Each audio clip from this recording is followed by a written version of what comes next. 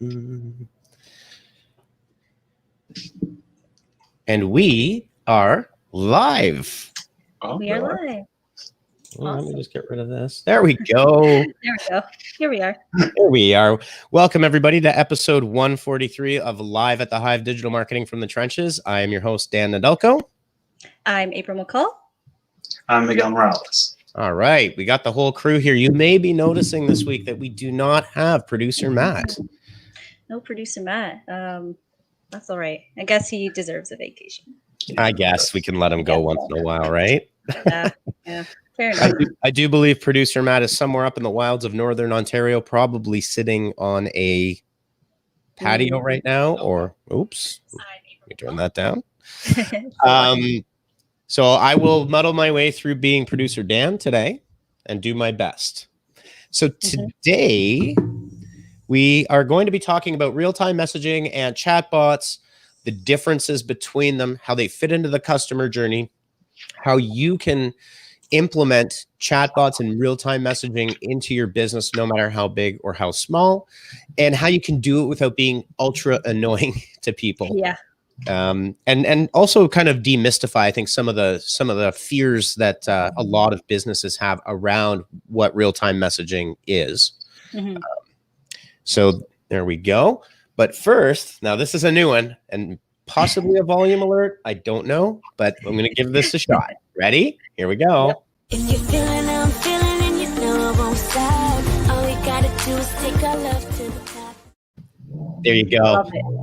And just in the spirit of Philip DeFranco, these are things that we saw this week and that we love this week.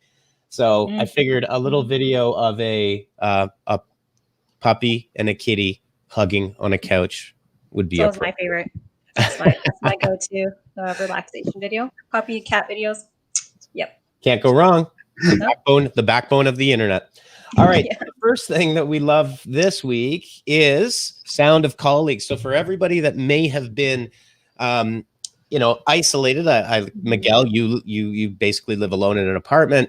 It can get a little bit depressing, and you can start to feel isolated. So sound of colleagues is it's also a Spotify app. It's a website. There's Spotify playlists. Put this on in the background. You can set your room tones, coffee machine, people, printer, rain on the window, keyboards, office dog, telephone, or open window.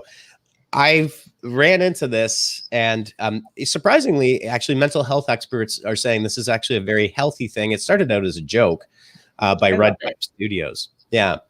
And it definitely works. So give that a try. That's soundofcolleagues.com. Yeah. I tried it out today. Actually, I really liked it. I really did. You need some of that background noise to help you power through some of your work if you're working from home.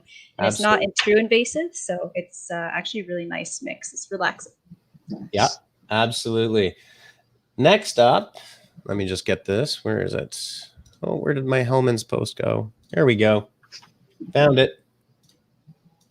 Miguel's favorite. This is actually Miguel popped this one up. Miguel, do you play Animal Crossing? Oh my God, of course. Yeah. He's a big I've got it. I haven't had a chance to play it yet. That's my honest thing. It's addicting. Yeah. Absolutely. So the really cool thing about this is Hellman's bringing if you have spoiled turnips, you can bring them to Hellman's Island. For every turnip that you drop off to them, they will donate a real meal to Second Harvest Canada, feeding families in need. So their goal is 25,000 meals, and thought it's a really great way to cross over from a virtual world into real life. Yeah. Such an interesting way to raise money. It's a fantastic way to do it, right? And it's a fantastic way to really engage with audiences that that interact in this way. Like this is what they're doing, right? Yeah, they really know who they're trying to target.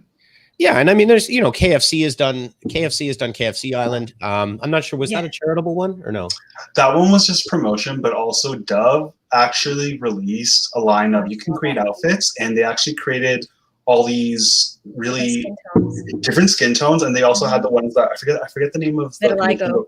Vitiligo, yes, and it was like I have vitiligo. Oh yeah, I actually have vitiligo. That's true. yeah. Dang. So then Yeah. you can make an avatar in Animal Crossing now. Just the apples. Well, there you Yeah. go. I did not know this. Yeah. But it's like an Pretty interesting way for like brands to cross into a different venue that isn't just, Twitter, Facebook, the standard. It's like, if your people are there and it is kind of like a virtual space. So it's interesting to see how people are trying to cross into like the video game world too. For sure. And I mean, a long time ago, what we were doing many years ago was even Snapchat filters. I mean, there are things that you can do. You don't need to have a budget to do this kind of thing. Oh, yeah. I mean, Hellman's just invested in they're literally someone on their team building an Animal Crossing Hellman's Island, which I think would be a fantastic job. That'd be awesome. I'll take that. Yeah. Really. All right. So in in our next What's New Today, this is my personal favorite. Titans throwing thunderbolts at each other in the sky. And this actually has to do with a little bit of, this is probably a little bit less of things we love this week and a little bit more of marketing drama, but brilliantly executed. I will run this down because it happened yesterday evening. So if you may or may not be familiar with the game Fortnite, it's this little video game that a few people play that generated something like $2.5 or $3 billion in net revenue last year, based on V-Bucks. And Apple has a 30% tax for any in-app purchases that happen on the App Store. Epic didn't really like this. Lots of arguments back and forth. Which gigantic multi-billion-dollar corporation do you like the best or least? But in terms of marketing execution, this is absolutely perfect. First thing that Epic did was updated Fortnite to ask people if they would rather pay on the App Store or send Epic a direct payment for 20% less. Ooh. Apple didn't like. That breaks the terms of service, right? But it didn't stop there. And I have to confirm the consumables thing. So if anyone is familiar, and I'm just going to mute it in the background here, and I'll show it here. Yeah, I remember seeing this a long time ago on TV. Famous commercial directed by Ridley Scott, 1984, very Orwellian, and then the runner comes up with the hammer. Yes. So this was an example of some real episodic movie making for a commercial, right? Really kind of set that genre where a commercial became something of a creative work. So I love this. I won't play the audio because I don't want us to, potentially. I don't think it's going to be. We're going to get in trouble here. Let's see. It's brilliant. The little apple icon is great. Yeah, the apple head with the bite taken out of it and a worm coming out is a nice touch. Yep. And Epic throwing massive shade at Apple in a brilliant piece of short video. Okay, so there's that. Then Epic went and dropped a lawsuit on, let me just see here, I'll pull it up. Dropped a lawsuit on Apple at the same time. And I do believe Apple's in Fortnite, just for anybody that may not be a player of Fortnite, give a moderate amount of health. I believe it's 5 HP but there's tons of them in an orchard. I have to check on this, but I believe Epic disabled Apple's in-game. They're really getting spicy there. Very spicy, very creative. Yep. And how much of it is a PR stunt? How much of it is putting public pressure? However it sorts itself out, just the execution of that kind of content was absolutely brilliantly done. Yeah. Agreed. Yeah. Very cool. No matter what side you're on, it's pretty interesting. 100%. Oh, you know what? I'm missing all the comments. Oh boy, look at this. Oh damn, Jerry. Hi Stacy, hi Sashita, hi Chad, hi Courtney. Sorry about that. Don't forget, if you're watching us on YouTube, don't forget to like and subscribe and drop a comment. Same thing on Facebook. Hit that bell. Hit that bell button. Smash it. Do all the last thing we have in things we love this week was actually Lego doing some beautiful That's work with their print advertising. Now, Mhm. you know, the beauty of this is something we talk about a lot, which is the why, right? Like what does Lego mean? Well, Lego means imagination. It means creativity. It means building something out of one little series of tiny little plastic blocks, right? Mhm. But this print image is one, it's beautiful, and it really conveys a huge message, I think, very simply, right? Mhm. Yeah. The interesting thing was, so I was like cruising around and I was like, hey, I wonder if that's on their Instagram. Lo and behold, I went back 3 years. It's not on their Instagram. They do a lot of great things on their Instagram, a lot of user generated content. This is an example to me of different types of marketing groups not working together very well. This it screams Pinterest and Lego and Instagram to me, right? Beautiful. Yeah. But just interesting that Lego, as savvy as they are, somehow the wires got crossed and they didn't cross over from one into another. So there we go. It seems like a little missed opportunity there. Exactly. It's like content repurposing, right? I mean, this particular studio shoot, I mean, think about what went into this thing. Look at the number one, look at the size of it. The child can fit inside it. The child looks to be standing up. Beautiful photography. At that point in time, you would think that the Lego team would cross post these things onto what is effectively a visual marketing and social platform. And there's 3 variations of the ad too that are all like essentially like the same kind of idea. They're beautifully done. Yeah, and you just scrolling through there, it's like it's not like they can't do it now, but it's like they've really got to start up in the game of like making sure that their content isn't just going to waste. Yeah, I was actually really surprised to see that this wouldn't be on an Instagram, because it's got that epic nature to it that would take off on an Instagram for sure. Yeah, there's a huge storytelling aspect to it. So yeah, definitely. All right, so that is what we left it. I'm going to play the video just for fun. It's cute. If you're feeling how I'm feeling and you know I won't stop, all we gotta do is take our love to the top. There we go. I like the song. Yeah. It's fair use. It's from promo, so apparently we have the rights to it. So love it. Yes, we are clear on that side of it. All right, so let's talk real-time messaging, chatbots, unlocking customer engagement. Who would like to get us started? All right, yeah, we can get us started here. Which article shall we pop up first? I guess I was interested in the chatbot use surges amid the pandemic as digital transformation accelerates article. The Tech Republic. Okay, yeah, let me throw that one up for you, April. There you go. Yeah, so obviously, since the pandemic has hit, many businesses were affected and many people scrambled to go online. And not only did businesses go online, but also customers. So there's a little bit of, I guess, a company called Penfed.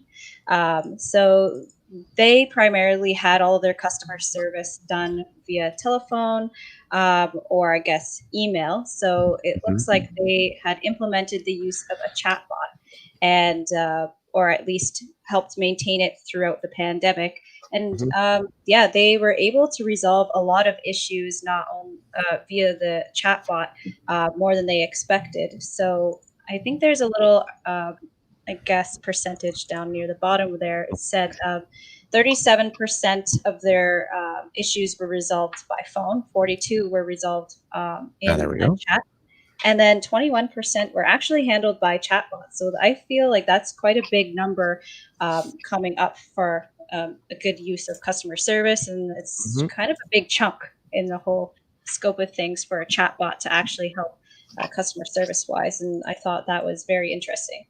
Absolutely. I think a couple of definitions need to be put in place. There's another interesting. I'll just move over to this for a second. I think the one of the things is chatbots and real-time messaging. There's a lot more than just those two things. It's not a static, one or the other of these two things.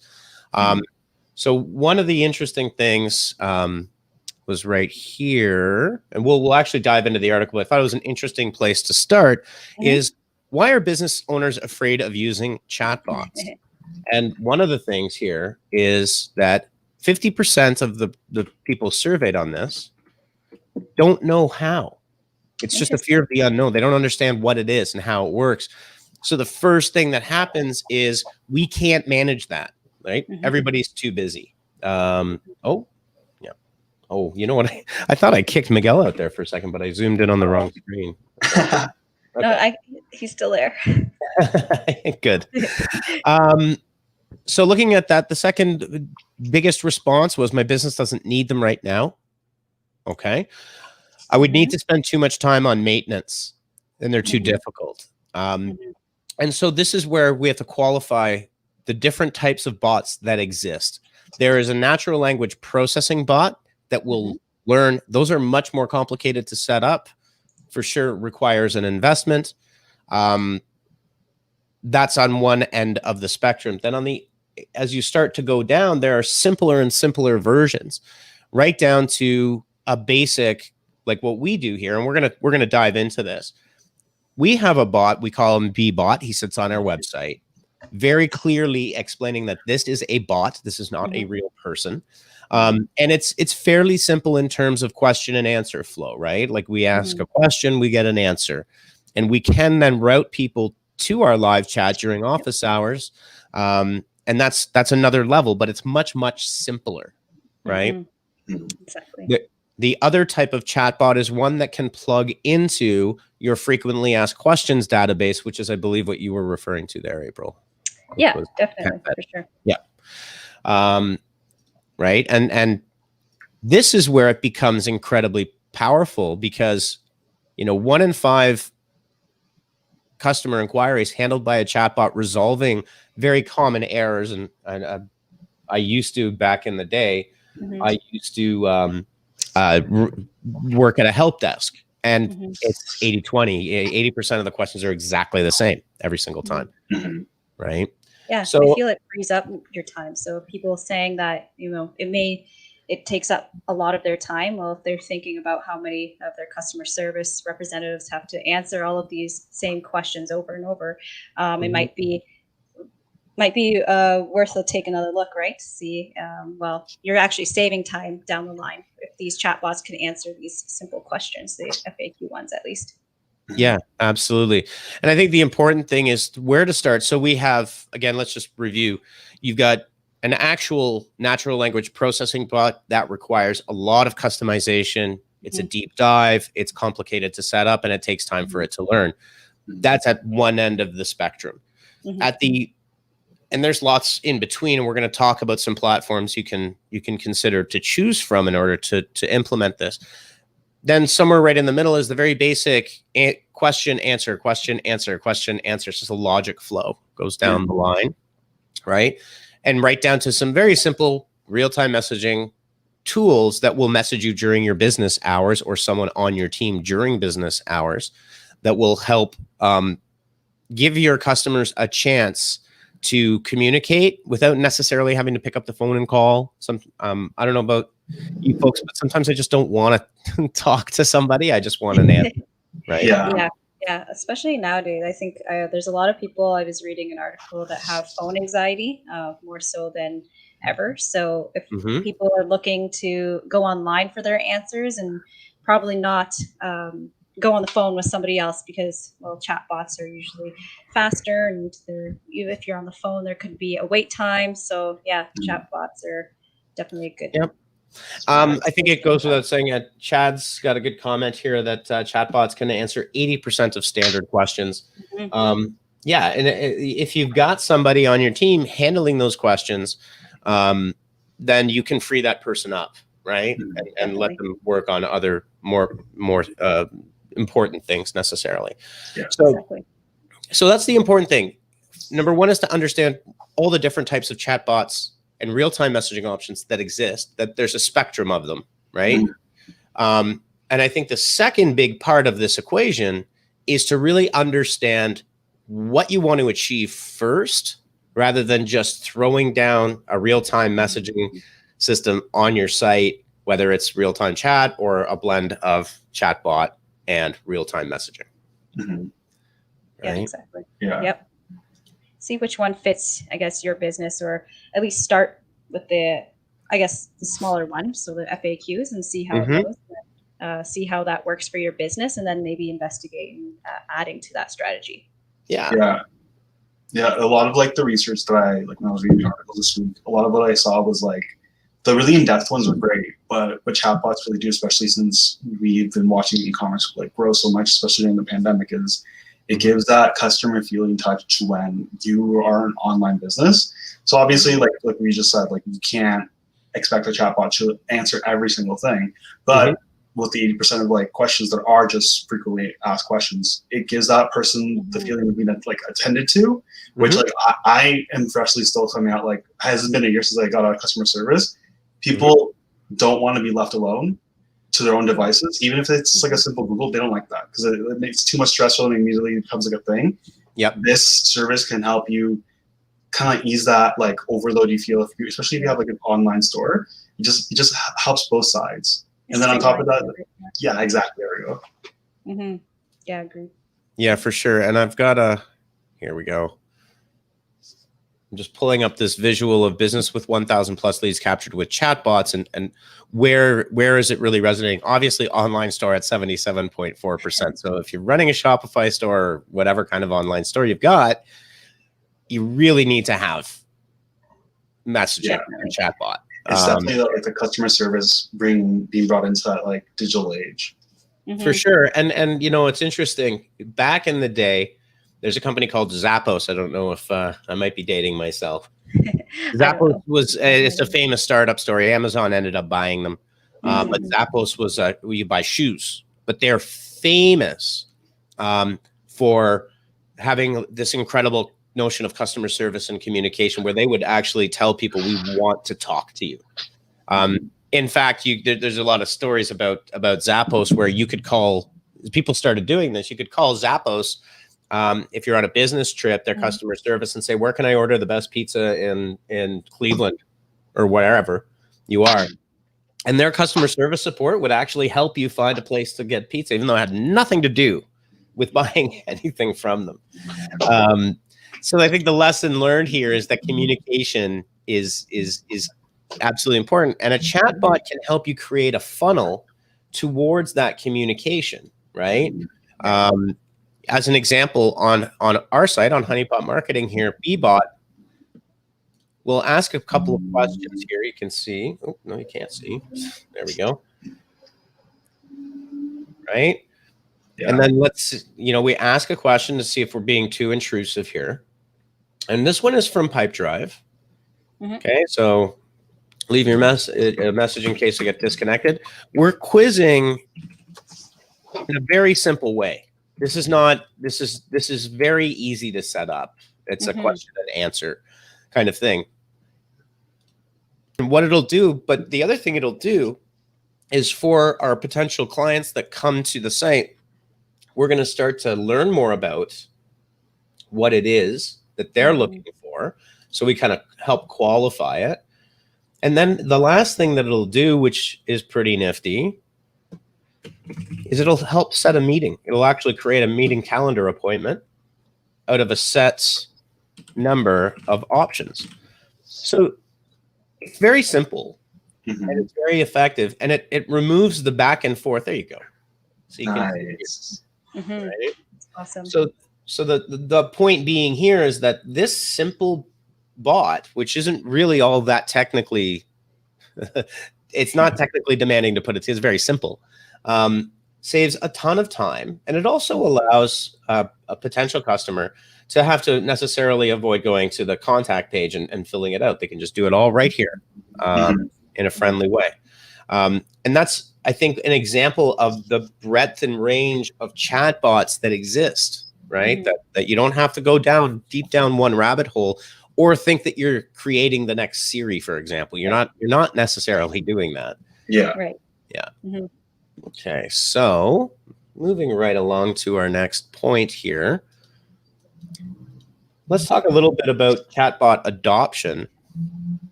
And it's interesting. This is a little bit dated here in terms of interest over time. Mhm. But if I go to Google Trends, let's see, it'll be interesting to see Yeah.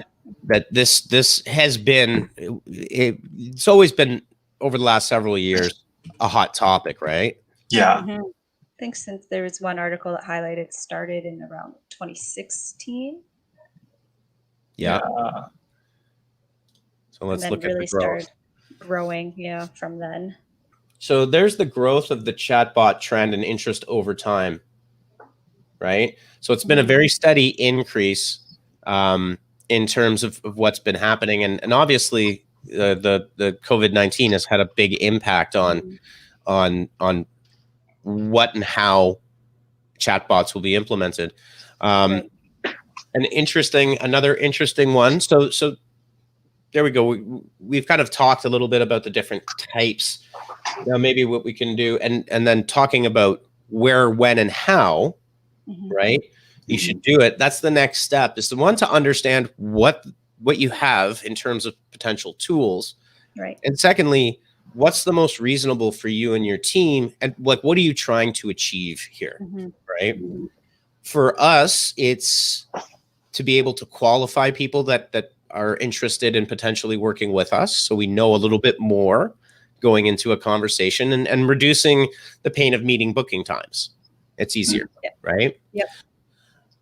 So if you're a business trying to figure out the best way, maybe it's customer service, maybe it's product questions, maybe it's, you know, it's a pretty deep well you can go into. But the next thing you need to do is really identify what it is that you want to achieve with that chatbot, right?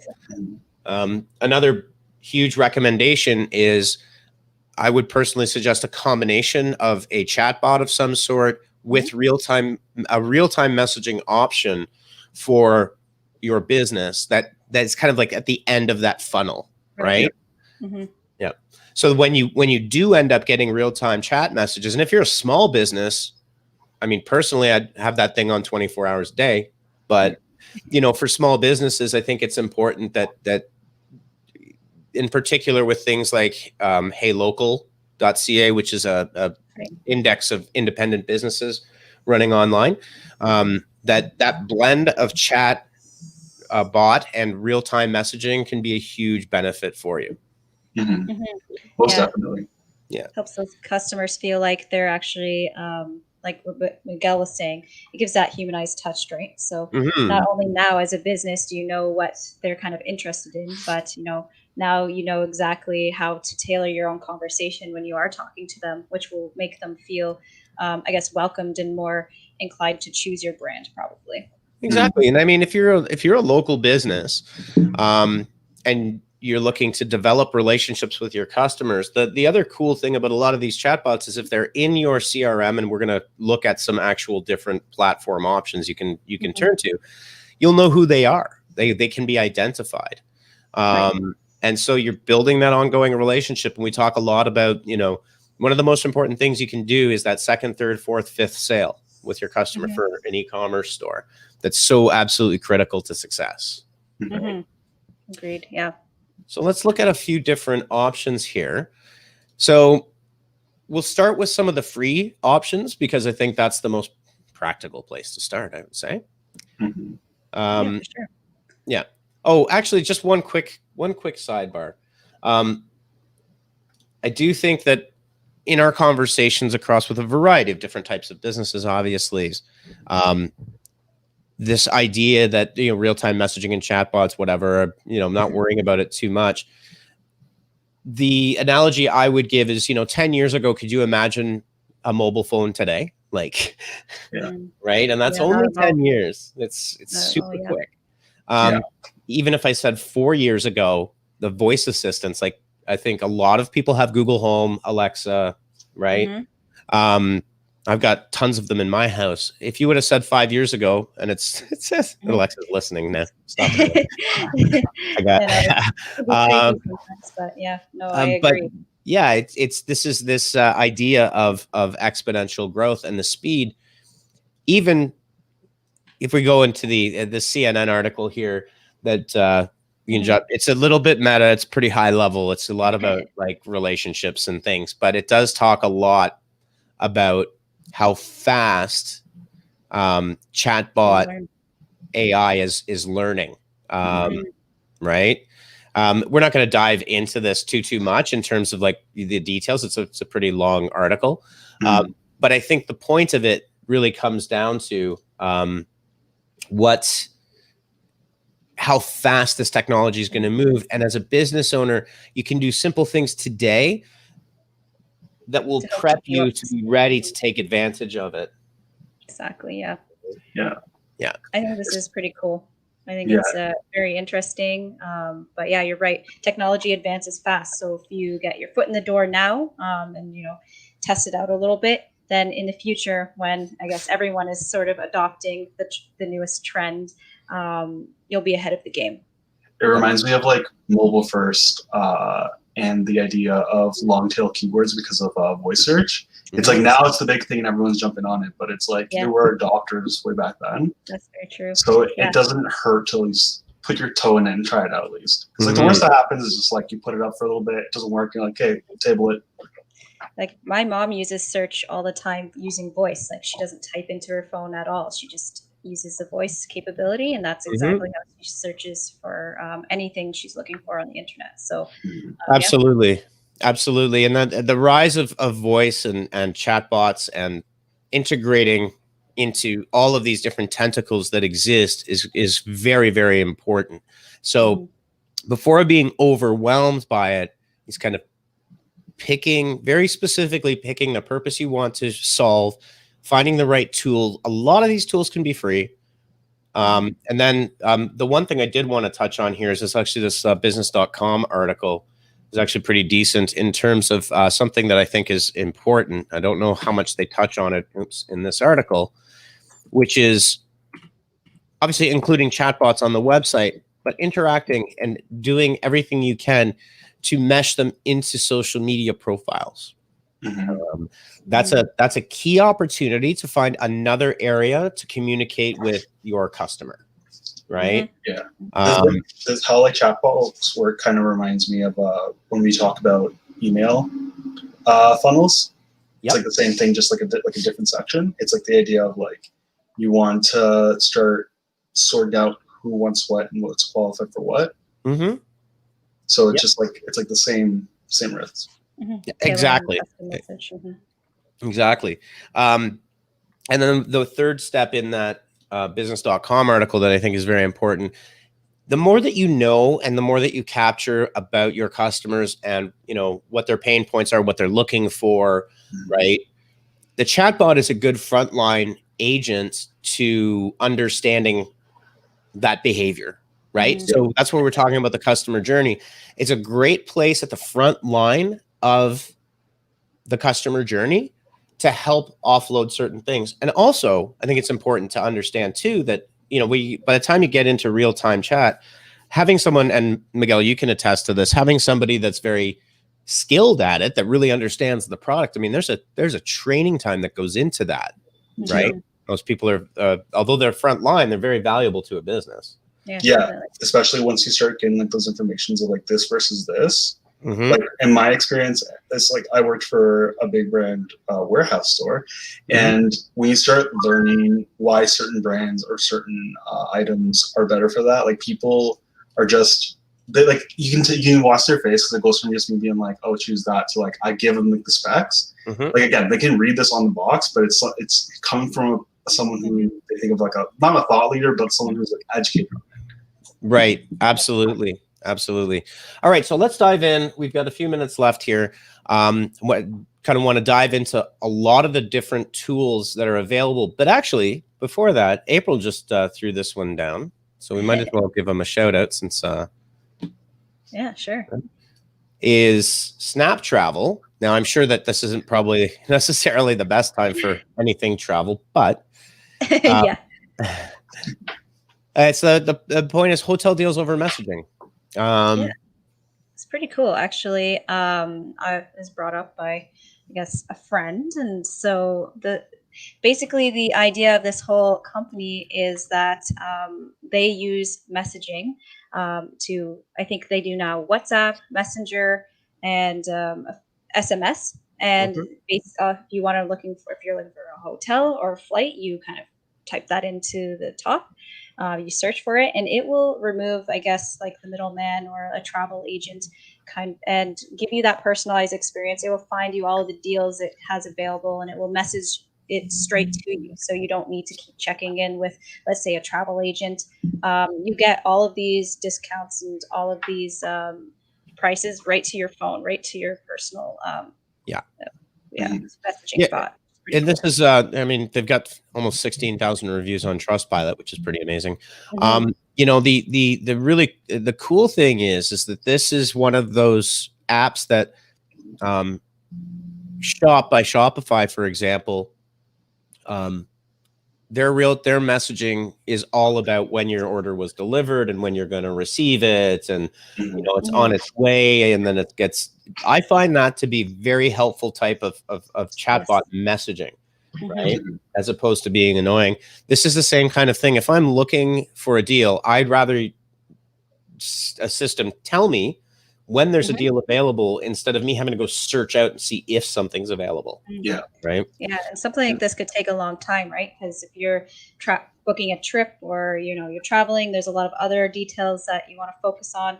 And of course, everyone wants to get the best deal. But if this could do it for you, it saves incredible amount of time. Absolutely. Absolutely. And the other thing, especially with flights and obviously weird times, but under normal circumstances, you have flash sales on flights that come and go very quickly. And it's all based on like the time of day and what day you're, you know, Exactly.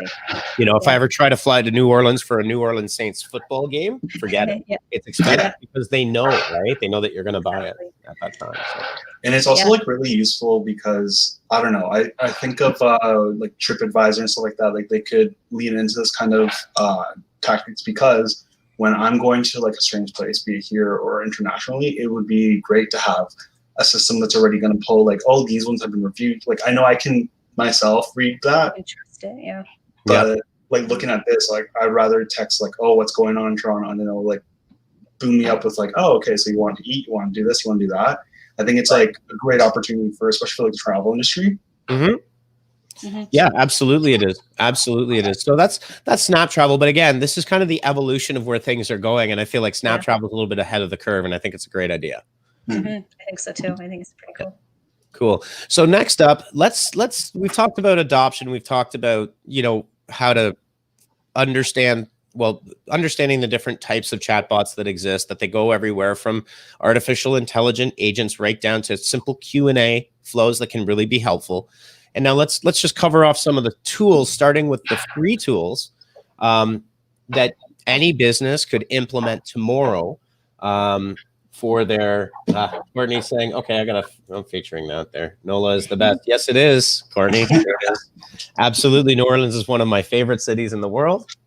I've been there several times. I would like to go back. I'm not going to be able to for a little bit. All right. So the first one is probably the most accessible.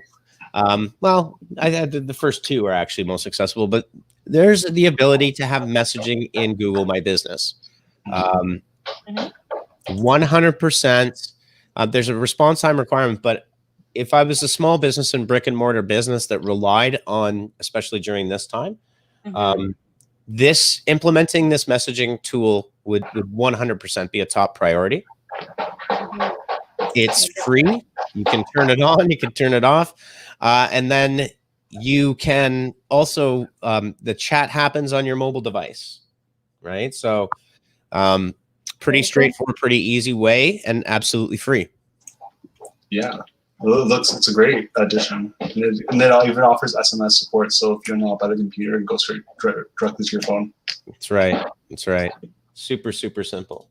All right. Next up, And this one's actually pretty cool. Facebook Messenger. And I think it's important to understand too that, and I think, with COVID-19, this is actually increased people's comfort level with things like chat, Messenger, WhatsApp, right? People have been forced to become comfortable with these things. Yes, definitely. Right. I think it's so cool. The interesting, sorry. Oh, I just think it's cool, and I go on, and then I'll make a comment after into the article. So Messenger launched a chat plugin for business websites to reach non-Facebook customers as well, and this is a fairly new one. So there's quite a bit in here. The big thing about this is Facebook Messenger was limited to only Facebook accounts, right? And with this, it opens the pool up to people that either don't want to connect their Facebook Messenger to a business or people that may not have it. Yeah, I think that's a smart move. I thought it was interesting that you can just sign in as a guest now. You don't need to have, say, a Facebook account to even utilize this. I know a lot of people may not even have the app on their phone anymore, or are not using Facebook on their phone. So, I mean, it's a smart idea to let other people sign in how they want to sign in, or interact with the business how they want to do it. Exactly. And I think the other important thing is it doesn't matter how big or how small your business is, you can take advantage of this and implement it for absolutely no cost. Okay. So now we're going to move into a few of the not free options for the last couple of minutes here. You've got ManyChat. So ManyChat will combine Facebook Messenger and SMS and live chat as well. We do use ManyChat. We've successfully implemented it several times in different scenarios. In particular, we're not necessarily married to one versus another, right? But ManyChat certainly does have some really great features for particularly lead engagement. Okay. Next up. This gets increasingly more expensive. There are options for Drift.